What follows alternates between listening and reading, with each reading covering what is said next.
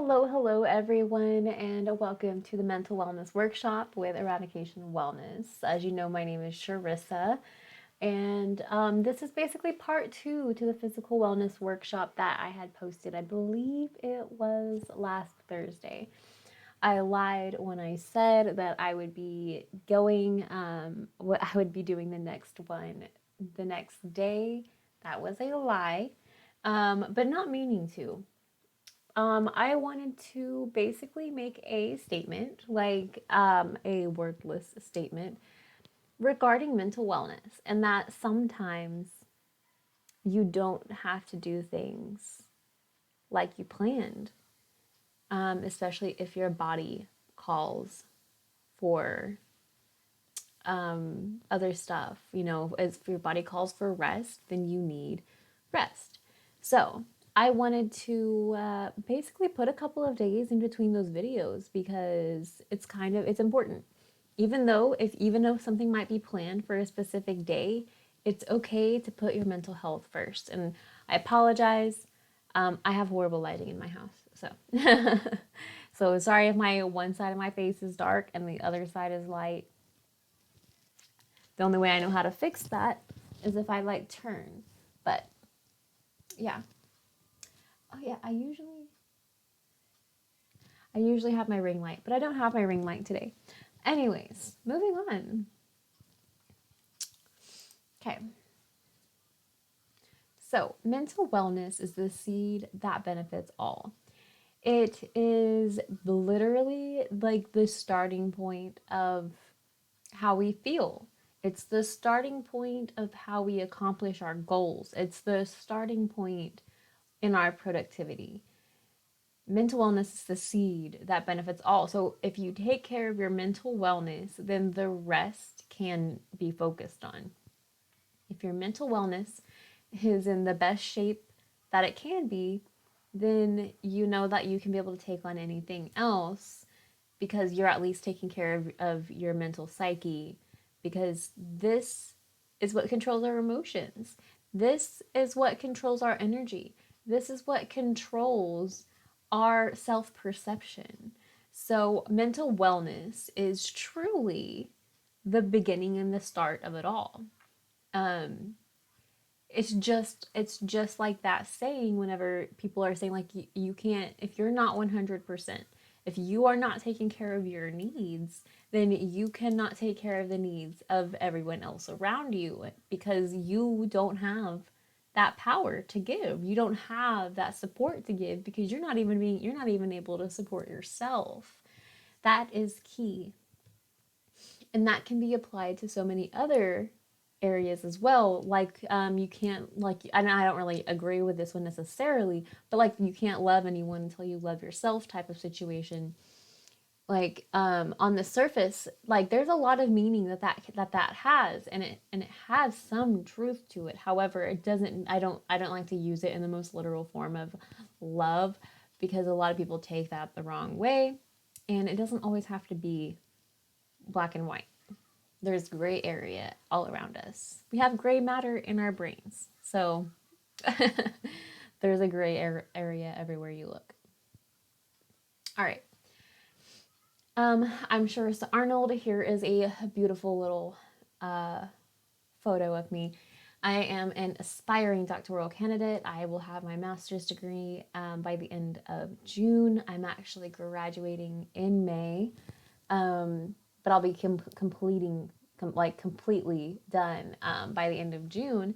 And I'm a wellness coach and mental health advocate. I am also an intern for a congressperson, and I have a lot of pride in everything that I'm involved in and everything that I advocate for. So that's why I'm here. So, what is mental health? Let's think about what mental health actually is. Whenever we're thinking about our mental health, this is everything in between. Everything that you can think of that's not your physical health. Everything that you would not go to your PCP for. Well, and technically, you can go to your primary care physician for more than just like your physical ailments. Obviously, you go to your physical care physician for sickness. Obviously, you go if you have a fever. Obviously, you go if you have a nasty cough. Obviously, you go if you have specific allergies that you're trying to pinpoint. Obviously, you go if you sprain your ankle, if you break a bone, if you're struggling with migraines. Here's a good example. If you're struggling with migraines, yes, go to your PCP. But also, migraines and other forms of headaches can also be, like the culprits of them can also be related to mental health. So, mental health is the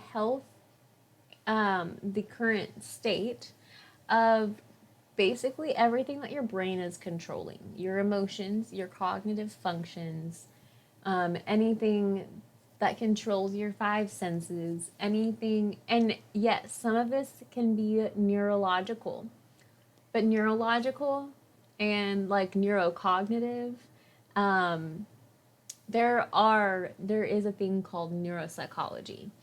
And whenever you go through neuropsychology, you end up learning that neurologists and neuropsychologists basically go hand in hand, and they basically work together to pinpoint specific issues if it's needed. Sorry, I need a tissue. So yeah, mental health. It can be anything to do with it can be your memory. It can be your sense of smell. It can be your ability to speak. It can, and right now I'm just naming things outside of what we automatically think of when we think of mental health. If you are a boomer, or even if you're Gen X, you might look at mental health as something for crazy people. We don't like to use that type of language anymore. We don't like to use those types of terms anymore because crazy is it's very well becoming one of those terms that's basically outdated because we use it in ways that that don't necessarily mean crazy anymore, and it can be offensive to those who struggle with psychosis. So we don't use the term crazy. So mental health can be emotional issues, it can be cognitive issues, and so on and so forth. So, this is just a continuation of what I was saying. Think of your physical health, like consider that, and then your mental health includes the mental faculties, which provides cognitive, emotional, social, and psychological functions. And yeah, I add social in there because the way our mental health is also affects the way that we develop socially, the way that we interact socially, our interpersonal relationships, the relationships that we have with our mothers, our fathers, our siblings, our teachers, our counselors, our school counselors, our coaches, our children, our nieces, our nephews, our in-laws, our grandparents, employers, your bosses, your coworkers, your friends. Like your mental health also affects the way that you interact in those relationships as well. So your mental health will also affect. It also has many different effects. A lot of people, and specifically boomers, have trouble acknowledging that mental health affects so much more than just your emotionality. Your mental health also affects your skills in stress handling. If you have strong mental health, you take proper care of your mental health, then you're able to handle stressful situations without it impacting your life negatively. If you have proper mental health care and you have proper mental health care habits, you're going to be able to have better interpersonal relationships. Just like I was saying, your mental health affects the way that you interact with other people, which is the social aspect of things. If you have good mental health care, then you're going to be able to partake in these relationships and communicate in these relationships in a way that's not going to create tension. It's not going to create problems. And you're going to be able to understand the other person because you have the empathetic skills. You have empathy, you have sympathy, you might be a little emotional sometimes, but if as long as you're able to communicate and you're able to utilize proper mental health care, then you'll be able to function properly in those relationships. Mental health also affects your self actualization whenever you're considering Maslow's hierarchy of needs, and you have in the middle of this pyramid, you have emotional needs, and you also have safety, that safety needs are also in there. These are needs that have to be met before you can reach the tip of the iceberg, the tip of the pyramid, for interpersonal relation or not interpersonal relationships, for self-actualization. And for those who are not familiar with the term self-actualization, this is a term, and I apologize, I have tornado sirens going off. I live in Oklahoma, and it is the weekly tornado siren test because we are getting into tornado season. So, anyways, self actualization is the term that is basically like your, and I don't like to use this term, your wokeness.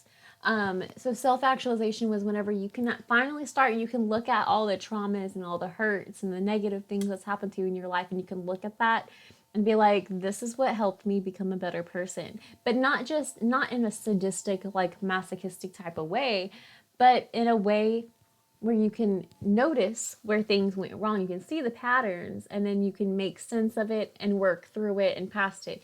That is self-actualization. Self-actualization is being self-actualized, being self-aware, knowing what went wrong, where it went wrong, and how that could have been prevented, and then also not holding the stress and the regret from that situation either. Self-actualization is not holding that blame on you, on yourself anymore, because you've worked through it and you've let it go and you've made sense of it. Mental health will also affect your learning and cognition. Whenever we think about psychology, we rarely think about how we learn and how we teach. And learning and cognition is something where that is a major component, really, because if you think about like B.F. Skinner and even Ivan Pavlov, who were all either neuropsychologists or neurologists, and they were influential in finding the different modes of conditioning. B.F. Skinner used operant conditioning, and that is something that we most commonly see in schools, especially like elementary schools.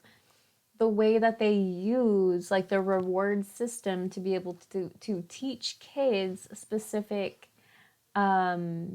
like components of education. Whenever you're teaching people, there are kids their multiplication tables, and how like I don't know if they still do it anymore, but there was one point in school, I want to say like first, second, third grade, whenever they would give you these timed math sheets, and like it was always a race. You could, the teacher would say go, you would flip your paper over, and then you would get to work and answer these questions as fast as possible. And the first person who got done would receive a piece of candy, or 5 extra minutes of recess, or you got to go to lunch early, or something like that. That was technically operant conditioning, because obviously if a kid doesn't win that, and then they realize that they missed out on a reward, they're going to study harder. They're going to try to do their best. So then that way, the next time that they have one of these tests or one of these races, then they can get done and get all their answers right and get a reward as well. And then in the meantime, they end up learning those multiplication tables in the meantime. So there's a lot of things that can be said about learning and cognition and how it relates to our mental health. If we take care of our mental health, we're taking care of those parts of our brain that allow us to learn and, make sense of basically how we're learning. Something that helped me tremendously was learning how we learn, was learning to understand how we absorb information. And once I had a full understanding of how we learn and how we maintain and attain information, retain information, things just make more sense. I was able to find different methods of retaining information for myself, and even more so, learning and cognition helped me understand how certain brain trauma can also affect how you learn and make sense of things. So, for instance, with like concussions, and how if there's like, depending on the specific part of the brain that the concussion is in, like that can affect how you learn. It can affect how you speak. It can affect how things make sense to you. And then there's also social development, like I said, those interpersonal relationships, but also how being in a social situation affects you. Some people don't take too well to being in social situations.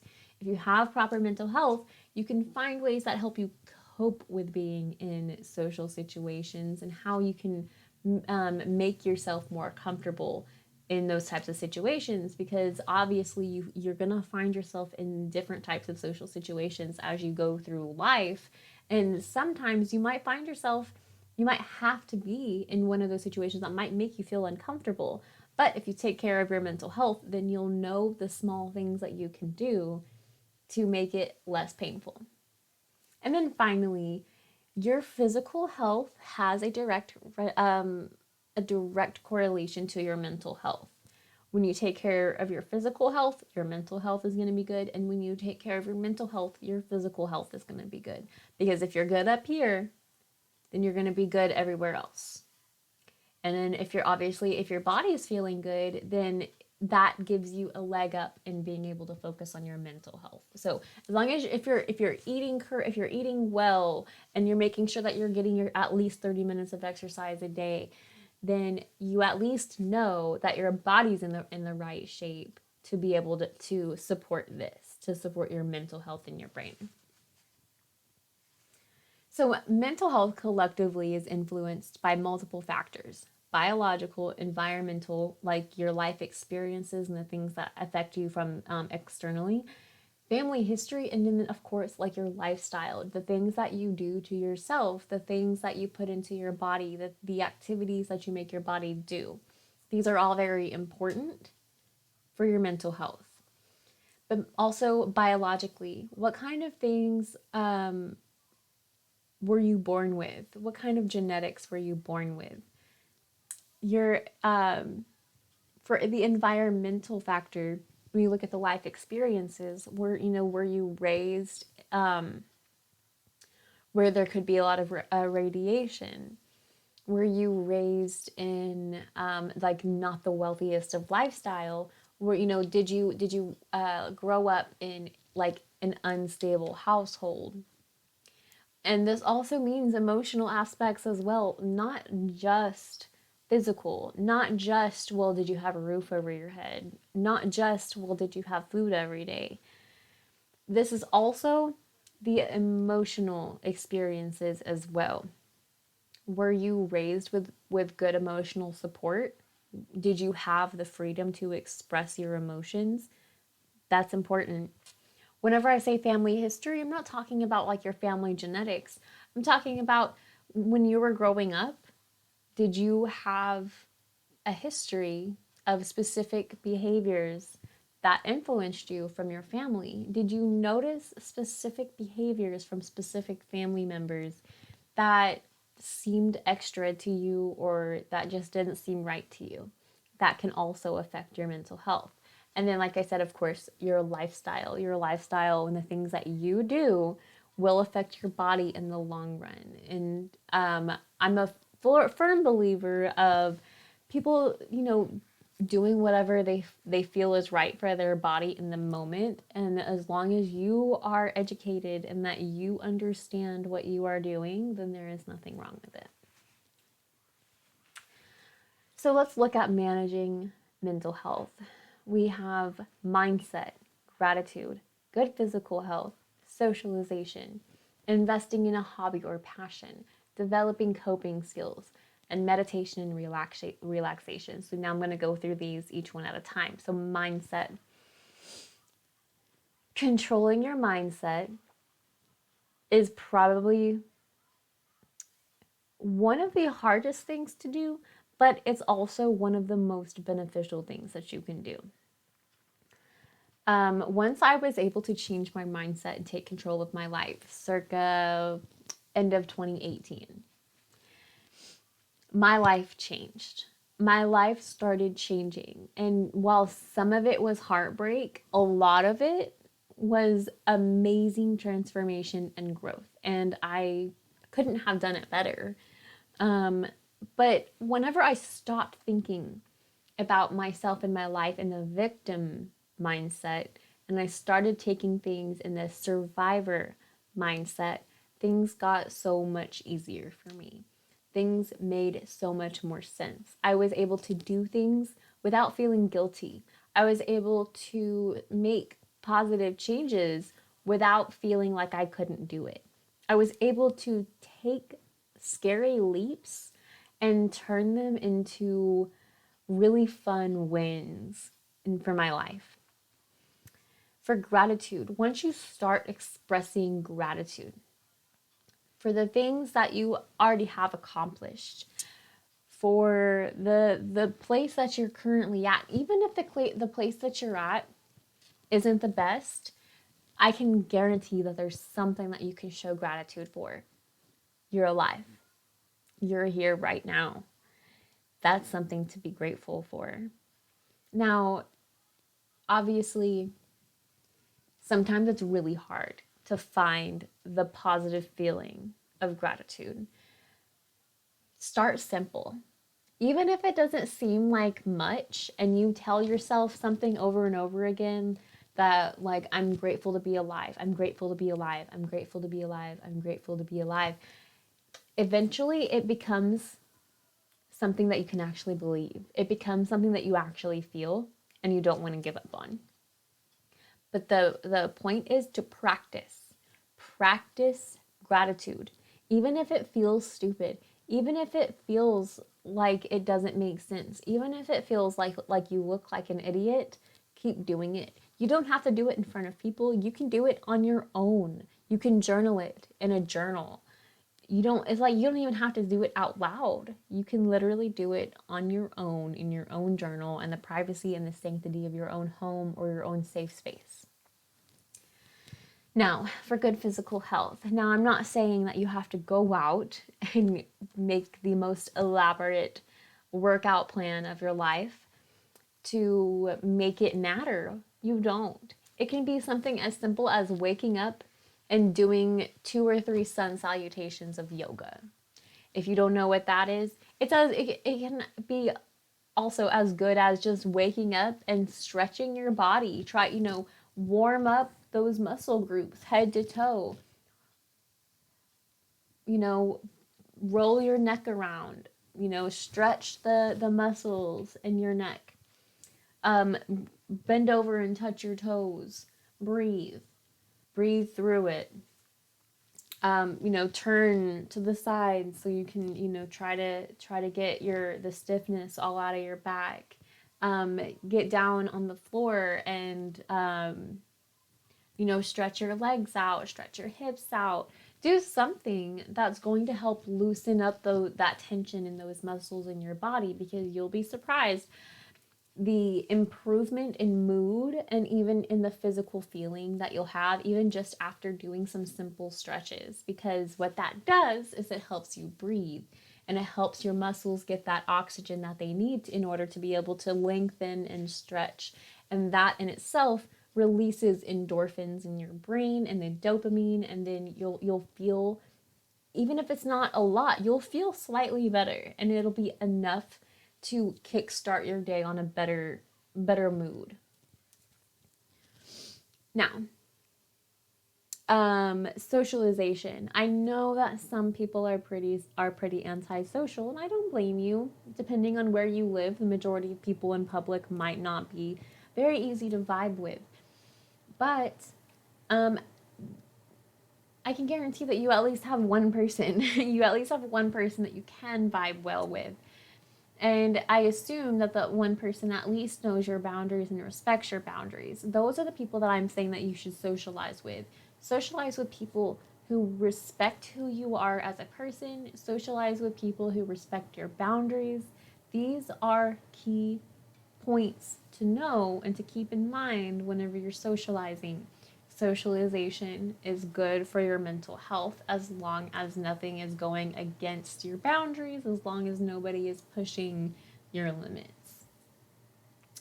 Invest in hobby or passion. So then we also have, when in doubt, if you don't have, say if you're not enjoying things about life anymore, or you're not enjoying the activities of life anymore, find something that you really like. Find something that you're either A, super passionate about, like with me, I'm super passionate about human rights, and that's why I'm now interning for a congressperson, because I feel very strongly about making sure that people are well represented and that people's needs are being met in a way that's backed by science and research. I'm passionate about that. That gives me something to do. That gives me something for my brain to fixate on, especially if I'm having a bad mental health day. I also have hobbies doing yoga, like journaling, even writing and talking to people. Those are my hobbies. Those are things that I can do whenever I'm not feeling like my mental health is at its tip top shape. So invest in a hobby or invest in your passion and go with it. Go at it full force because you deserve it. We all deserve to do things that we love to do. So why not do it? Develop coping skills. If you haven't already and you're not sure about like your mental status or anything, see a therapist, see a counselor, see a healer, see a coach, see somebody who can help you get more acquainted with how you can cope with stress and how you can cope with certain experiences that you might have gone through. Find a way, like actually seek the help, because that help can help you have skills that will help you now and in the future and even in the past. Like, obviously, we can't go back and change anything about the past, but whenever you seek help, you can get help for things that happened to you in the past that will help you move forward. And then, lastly, meditation and relaxation. When in doubt, shut down, shut your brain. Never say shut down, like, don't shut down, like, don't shut out the world or your support system, but quiet your mind, quiet your brain. And I know it's easier said than done. My best advice for meditation is to start with guided meditations. There are several on Spotify and YouTube that will walk you through step by step breathing and visualization. And then there are so many different types. If you're looking for some for insomnia, if you're looking for some for anxiety, if you're looking for some for depression, there are guided meditations that will help you do that. So now what I want to do is look at mental health warning signs.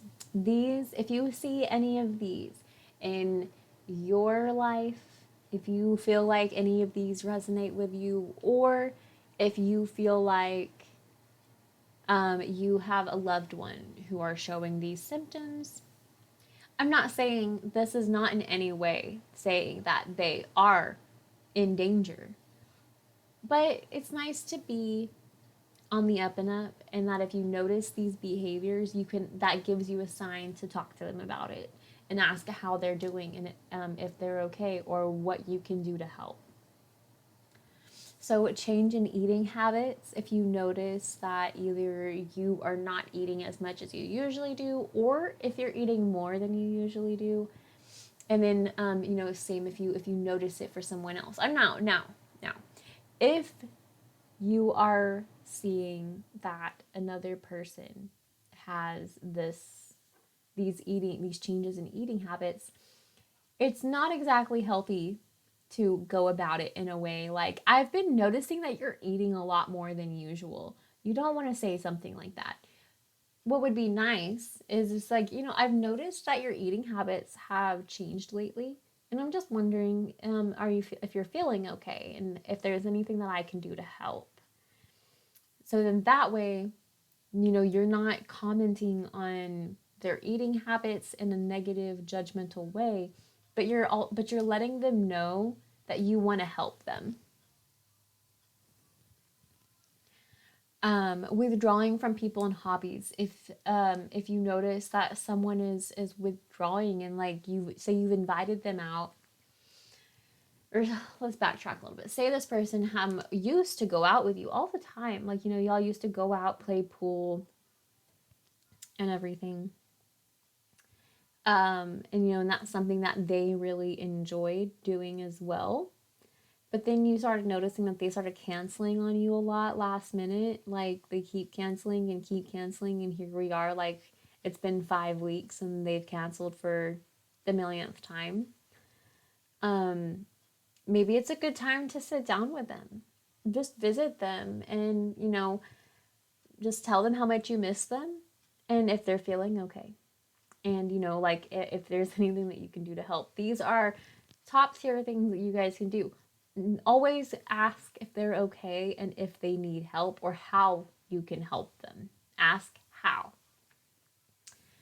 Also, if you notice that someone has low to no energy, if they're sleeping too much or if they're sleeping not enough, and especially if that is uncharacteristic for their behavior or for their attitudes or for their personality. If they've always slept a lot their whole entire life, it doesn't necessarily have to be a warning sign. It can still be a warning sign, but just be mindful of like what's the normal habit. Emotional numbness, like nothing matters. Like if someone is constantly very like apathetic about their life and they're just like, oh well, like what am I gonna do? But they're very pessimistic about it, that's another warning sign. And that's whenever you should reach out. Unexplained aches and pains. Obviously, unexplained aches and pains can also mean a variety of other things. But it's another warning sign that's good to kind of speak up and ask about if they're okay. And then severe mood swings. Obviously, if you start noticing that somebody is going from being really sad to really mad in a very small amount of time, that can be a warning sign as well, especially for like certain personality disorders and so on and so forth. So keep in mind that all of these don't necessarily have to be like, if it's a part of somebody's personality, if they've been a certain way for their whole life, it probably isn't a warning sign, but it doesn't hurt to help or to check, to ask. Okay, so how does my coaching help with mental wellness? We already know. If you saw my physical wellness workshop, then you already know. But if you don't, that's okay. I'll kind of go through it. So how my coaching helps is because I take things on a very personalized level. I go off of my client's needs, whatever my client specifically needs. Say if there's a specific goal that you're looking to achieve, educational, professional, wellness. I'm sorry, my brain is a little slow today. like if you're like looking for specific goals, that's something that I'm here to help with. I'm here to help you identify your goals, stay aware of your goals, and meet your goals. And if you don't meet your goal within a specific time frame, I still want to work with you to help you get there, because sometimes we get a little too ahead of ourselves. Sometimes we're a little too, I keep having the word in front of me and then it escapes me whenever I'm about to say it. We get a little too ahead of ourselves whenever we're thinking about our goals. We get a little too can't think of the word. We get a little too like excited for it. We get a little too, I for some reason I'm just totally missing the word and I'm making a fool of myself. But and so we just sometimes you just need to slow it down. Sometimes you need to think like, okay, well maybe it's going to take a little bit longer to achieve this goal because I didn't take into account some extra work that I had to do. Sometimes we have to do a little bit of extra work in order to achieve a goal. Sometimes we forget a step. Whenever we're mapping out how to achieve our goals, sometimes we might miss something that can add some time to the end result of a goal. So sometimes it's okay to not do it within a specific time limit. But that's where my coaching comes in, because that's what I help my clients stay on a specific mindset, um, to help them get through these stages of their goals, and I help them maintain those mindsets. And then also, if they need help or like certain activities to help them stay on goal or something of that matter, I assist with that. And whenever you're my client, you also, you are able to contact me whenever you need to, at no extra cost. So that's kind of the gist of how my coaching helps with that. My coaching will also help because I am suicide prevention certified, meaning that I'm a safe person to talk to. I can help you get the help that you deserve. If you feel like you might have a loved one that might have not the best mental health practices, and you're a little concerned, that's another area that my coaching can come in handy with, because then I can help you also be able to recognize the signs and the symptoms, and help you or your loved one get the help that you deserve. If you would like to contact me, please feel free to find me on Instagram at Eradication Writer, spelled just like how it is there. If you would like to email me, you can email me at eradicationwellness@gmail.com. And if you would like to contact me through my website, www.eradicationwellness.com. I want to thank everyone who has seen this recording and is watching the video. Please feel free to share it with everyone and anyone who you might feel like would benefit from this. And I'll be so excited to talk to you if you feel like you need to reach out. And again, as always, make sure that you like and follow and subscribe and ring the bell so you can make sure that you're notified with every new piece of content. And I hope to see you again soon with my April workshop. So stay tuned, everyone. Bye.